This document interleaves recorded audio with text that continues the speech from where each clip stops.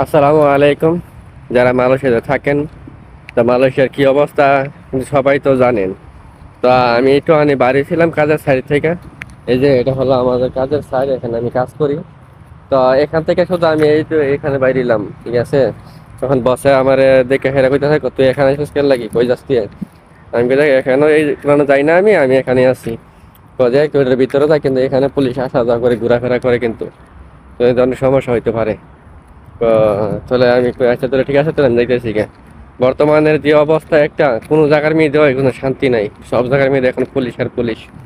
কিন্তু মালয়েশিয়া সরকার একটা ঘোষণা দিছে, যত অবৈধ লোক আছে মালয়েশিয়াতে সবারই ধরার জন্য। আগে তো আপনার একটা সময় আসছিল যে অপারেছি এতদিন পর্যন্ত থাকবো, এখন বর্তমানে কিন্তু কোনো সময় দেওয়াই নাই। যতদিন পর্যন্ত অবৈধ লোক আছে ততদিন পর্যন্ত অপারেছি চলবো মালয়েশিয়াতে, এমন একটা ঘোষণা দিছে মালয়েশিয়া সরকার। তো আপনারা যারা আছেন মালয়েশিয়াতে অবৈধ আছেন, তারা সাবধানে থাকবেন, সবাই সুস্থ থাকবেন, ভালো থাকবেন। আল্লাহ হাফেজ।